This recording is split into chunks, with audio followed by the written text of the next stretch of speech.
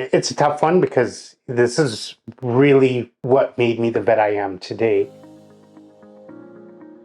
I'm Dr. Rhett Mortenson. I'm the owner here at Veterinary Hospital. I've been here since 2008 and I started this practice from the ground up.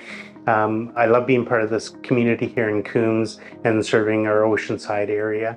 I've been a vet now for about 18 years. I graduated from Massey University, which is a school in New Zealand, which is where I was born.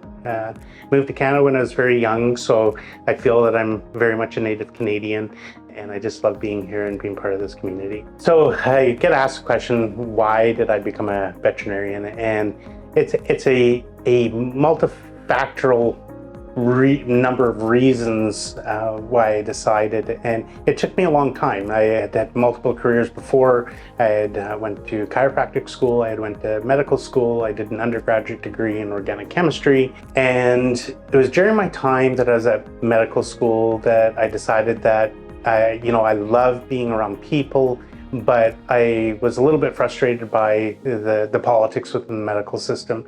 I'd always had a love for animals, but I never really had envisioned at that time being a veterinarian.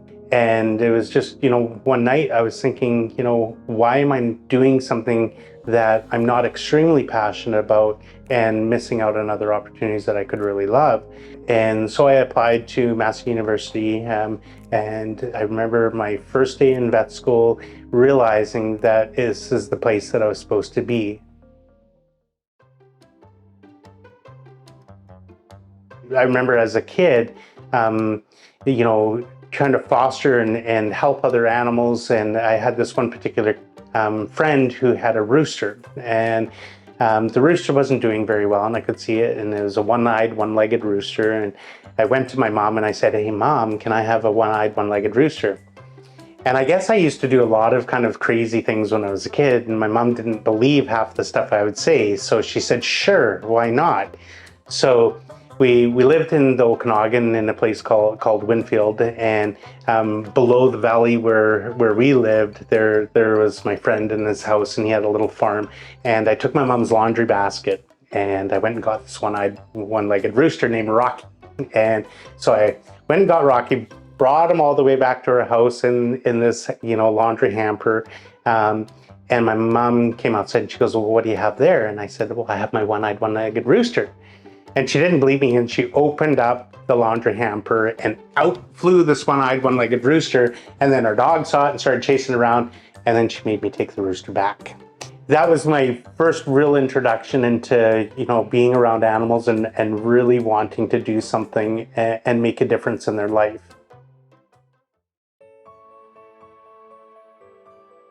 And then I had another story when I was in vet school. When I was in vet school, I had a little dog. His name was Sammy. He's a little King Charles Cavalier. And I had a friend come over and he had opened the door and Sammy ran out. And he ran away and we couldn't find him. We looked for, the next 8 hours trying to find him. And eventually I got a call from the vet school where I was training. And Sammy had been hit by a car and he had broken his back. So I went up to the vet school. And it's a tough one because this is really what made me the vet I am today. I was given an option where I had to come up with a certain amount of money to fix Sammy, or I had to euthanize him. And it was a really tough decision because I was a student, I had a young family, trying to come up with, $5,000-$10,000 to do that surgery. I was unable to. And I remember begging for them to help because I was a student at the school and to let me make payments or anything like that, and they declined. And I felt at that time that boy, like how many other people go through this, and so I had to put Sammy down and say goodbye to him. And even after this many years, it still hurts.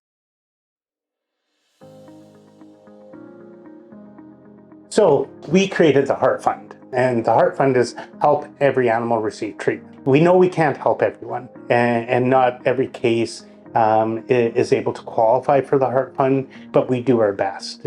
So when someone comes in and they want to fix their animal, but they don't have all the means to do it, we will help them as best as we can. And sometimes we can't. Sometimes we don't have the funds to be able to do it. But when we do, we will. And we had a case last week where we had a little kitty that came in that had an obstruction, needed surgery, and the owners didn't have the ability to pay for the surgery. So we had some extra money in the Heart Fund, so we used that to assist them to get the surgery done. So if you're hearing this, then it would be great, consider our Heart Fund so that we can help continue to support our community and help everyone with their animals so they can get treatment when required.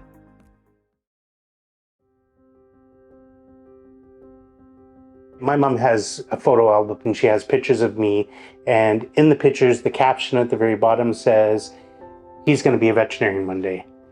And it's pretty cool to look back and see that. And it was something that I had never explored. I don't know why I didn't. I think I was at that time in my life where I was exploring so many different opportunities and trying to just find myself. And it wasn't one of the avenues I looked at. But when I look back at all my past experiences, everything that happened to me led me to become a veterinarian. So I can't particularly think about when I was younger that, yes, I wanted to become a veterinarian. I just think my life led me there. And now that I'm here, this is my vocation. So I would do this if I could for free. I will do this until I can't. So, and that'll be a physical reason why I can't do it. So I've had a lot of challenges in my life that I've had to overcome. And this is the most important thing to me. And it's not just about the animals, it's also about the people. So I remember hearing our veterinary oath for the first time, and it talked about using our knowledge, our scientific knowledge, for the benefit of society. And I take that to heart because, yes, I love animals. I love helping animals. I love seeing them get better. It's heartbreaking at times when we have to say goodbye, but I've been doing this for quite some time now, and I went through animals with clients from the day that they got them until 15, 16 years later when they've had to say goodbye, and I became friends with these people. And so it just has become such an important factor to me to realize the impact that I do have in my profession to make someone's day better. That's what drives me to continue to do this, is because I get to be, part of that person's life. I get cards, I get calls out of the blue just saying, "How are you doing? Thank you so much. I remember when," and it's such a marvelous reward.